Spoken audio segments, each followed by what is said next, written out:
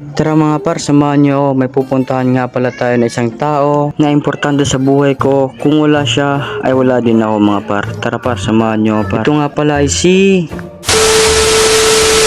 Hey yo, what's up sa inyo mga par? Ako nga pala si J Patrick TV. Kapulon ko pero na ako'y pangandoy. At nangangarap na umasenso sa buhay para matulungan ko mga kapatid ko at pamilya ko. At para mapauwi ko na rin yung tatay ko bilang isang OFW. May pupuntahan nga pala tayong tao mga par na kung di dahil sa kanya ay wala tayo dito sa tinatayuan natin mga par. At may dala nga pala tayong konting pasalubong sa kanya mga par. Papunta na nga pala tayo dun sa pag-aabangan natin ng sasakyan papuntang labas. At yun na nga, nakasakay na nga pala tayo ng jeep dito. Ang biyahe nga pala natin ngayon mga par is papuntang Taytay Rizal kasi nandun yung importanteng tao sa aking buhay mga par. At yun na nga par, pasakay na nga pala tayo ng bus papuntang Ortigas Robinson mga par. At yun na nga mga par, nakasakay na nga pala tayo ng bus papuntang Ortigas. One eternity later.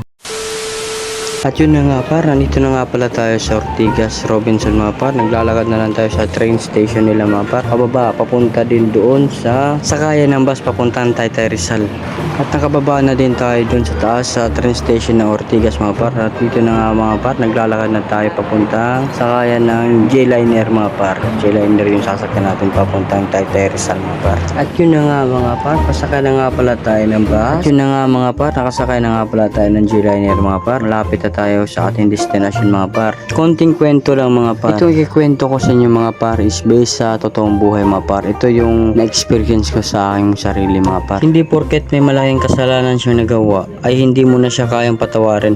Sabi nga ni Lord, huwag kang magtanim ng galit sa iyong puso't isipan dahil parehas tayong lahat dito sa mundo may mga kasalanan. Matuto tayong magpatawad sa kapwa natin mga par. Itong tao na to mga par is matagal ko na itong napatawad mga par kasi pareha silang dalawa may kasalanan sa amin mga par. Kaya para sa akin mga par, sila talagang dalawa ang may kasalanan sa aming lahat na magkakakapatid. At yun na nga mga par, palapit na ng palapit yung tao na to mga par. Pinapakilala ko nga pala sa inyo mga par. Ito yung dahilan kung bakit ako nabuhay dito sa mundo mga par at namulat sa totoong kulay ng mundo. Kung gaano ito kaganda ay walang iba kundi ang aking pinakamagandang nanay mga par. Ito nga pala yung aking nanay mga par. May sariling pamilya na siya ngayon mga par. Nagpapasalamat pa rin ako sa Panginoon dahil binigyan siya ng mabait na lalaki na makakasama niya sa habang buhay. Tula.